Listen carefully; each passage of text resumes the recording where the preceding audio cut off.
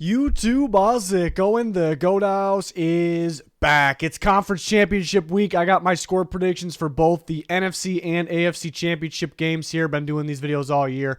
We have plenty of playoff coverage on the channel. We have off-season content rolling out, recent big trades video.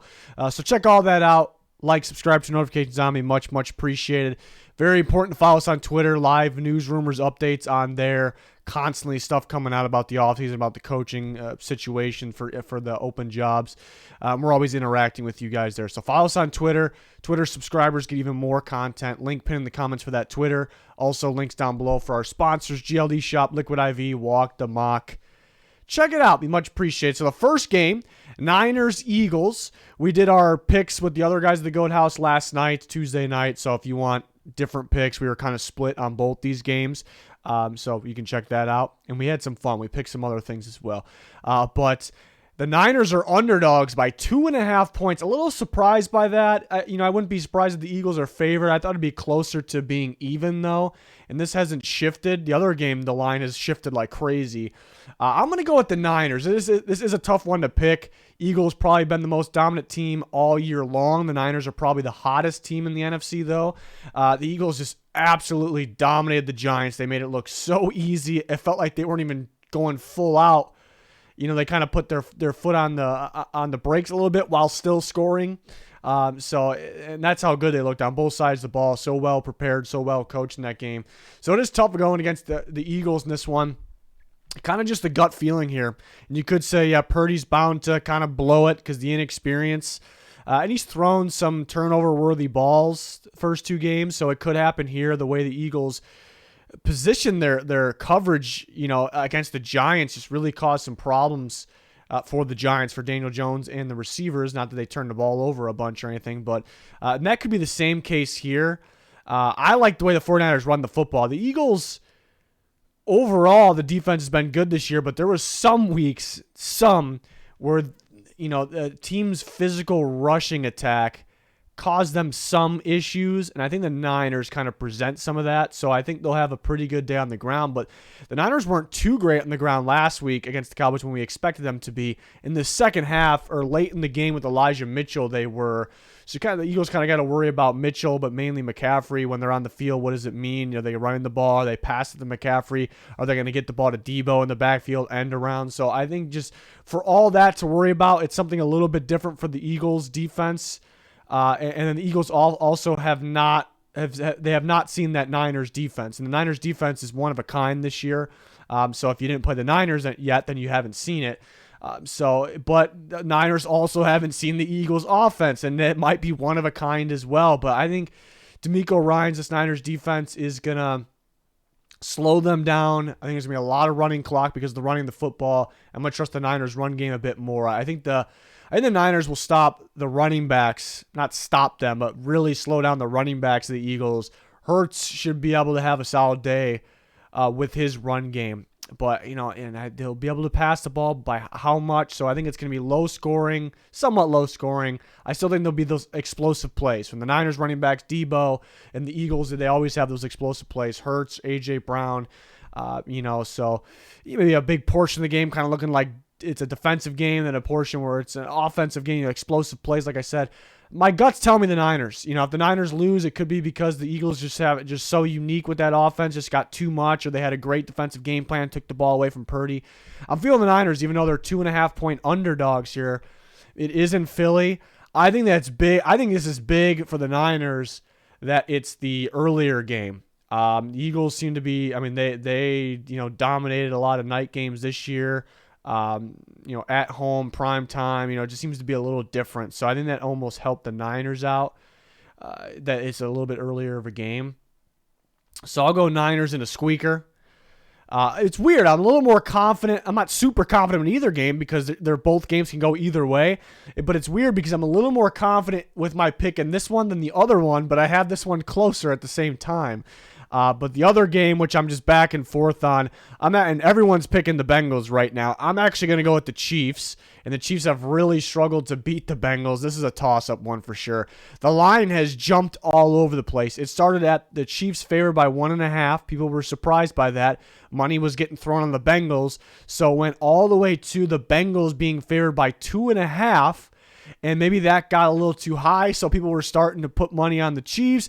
And then the news came out earlier today that Mahomes is good to go for practice. You see him walking around so far without really any of a limp, or there's no cat or brace or anything on his leg.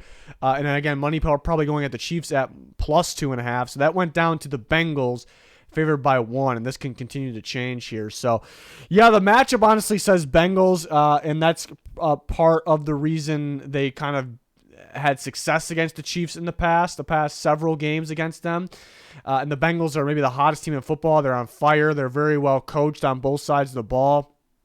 Seems like ever since the second half of that game in the AFC Championship game last year, the Bengals figured something out. So the Bengals could very well win this game. I think they may be more balanced than the Chiefs. They have the matchup. I might be being a little stubborn with these picks because I've been saying it since very early this year. It's going to be Chiefs-Niners in the Super Bowl. So I might be being a little stubborn, sticking to my original picks. But the history shows my original picks have been more accurate than my picks, because sometimes I go and change them when the games actually come, and I go, oh, my original picks were more accurate. So being a little stubborn, but I think there's a reason for that for me here. But definitely could see the Bengals winning. I definitely could see them winning. How healthy is Mahomes? He looks good right now. But me feeling a little more comfortable with him as he doesn't have a brace on. He's walking around fine. He's going to practice today. I feel a little more confident with that. But there are matchups that side with the Chiefs. The Bengals offensive line on paper is brutal, but they were good last week against the Bills, and it was kind of a reason, people were picking the Bills last week because that offensive line's not good, and it's beat up as it is. The Bills struggled in terms of their pass rush, especially in the snow. And the Bengals offensive line did a heck of a job. The Chiefs pass rush is pretty underrated this year. It's actually really good. Chris Jones is up for Defensive Player of the Year for a reason. And then you have Frank Clark, who's playing some good football. You have Carlos Dunlap. You have George Karlaftis. All these guys playing some good football right now. You have Steve Spagnuolo as defensive coordinator. He likes to blitz. He could pick the right time to do it.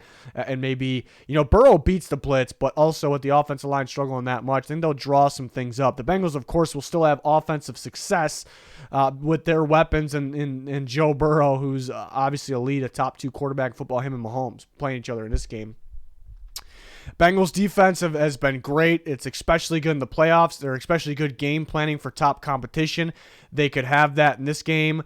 It's tough because you look at the game last year in the AFC Championship game. The Chiefs were dominant early in this game. The Bengals had that comeback, and a big reason they were able to score, but a big reason was because their defense just completely shut them down. They figured out, let's drop more guys in coverage, and we'll double up Kelsey, and we'll double up Tyreek Hill, make somebody else beat us, and those guys weren't beating them. There's no more Tyreek Hill, but I think it's a little different this year. You still have Kelsey to worry for them to worry about, which I still think will have a good game. But I think you have more options. It's not just Kelsey and Hill. Having Juju, and I thought Marquez Valdes-Scantling was starting to pick it up a little bit second half of the year. Hardman, who they had last year, they were getting Sky Moore going a little bit last week. They randomly get guys like Watson and Fortson going. But McKinnon's a big one who did not have a good game last week. Pacheco had a good game, so you have to focus on Pacheco in the running game as well. But McKinnon being that pass catching option, and he's better than he was on the team last year, but better than he was last year in my opinion, running and as a pass catcher, even though he was kind of an X factor before. I think having that many options makes it so you can't really focus on just Kelsey. I think you got to have focus elsewhere. And the offensive line's playing pretty well for the Chiefs as well. And it just depends on how much Mahomes can do. I think he's the best player in football. We'll see if he'll be that. Well, it's him and Burrow. Either one could win the duel, the battle. We'll see who comes out top this game. I think the Chiefs pass rush has a pretty good day. I do think the Bengals could run on the Chiefs, even though the Chiefs' run defense has been better, but will they decide to do that? And I think maybe just more weapons than in the past. maybe could give the Chiefs some success. So I went actually a little bold picking the Chiefs because everyone's picking the Bengals right now, but a little bold with the score as well because the last two meetings between these two teams, the final score was 27-24. So do I really think it's going to be 3 times in a row? Well, I have the Chiefs winning this time, and it just felt like the right score. I wasn't going to change my score because that's what happened the last 2 times. I mean, it's obvious that these two teams, against each other, that's kind of where they're at, what they average. So it's going to be a fun one. I do think, the 2 hottest teams in football are playing this weekend. I think it's the Niners and the Bengals. But I think in general, who I thought the best team was the Chiefs, but who actually was the best team for most this year, the Eagles. So all those teams are in the playoffs still, and that's why these games should be really, really good. Also, another reason for the Chiefs, they're home in a night game. The Chiefs always find ways to win in those night games, so that could make it a little different than last year was the earlier game, so that also plays a part. So what I don't love is going with 2 underdogs. Well, I don't hate it, but are both underdogs really going to win? I think Vegas usually onto something with those lines, so maybe I went a little bold here, kind of sticking to my guns a little bit. I'm sticking to... Again, I was kind of picking these teams all year, even back when the Niners were 4-4. I'm going to stick with it. Maybe I'm a little stubborn.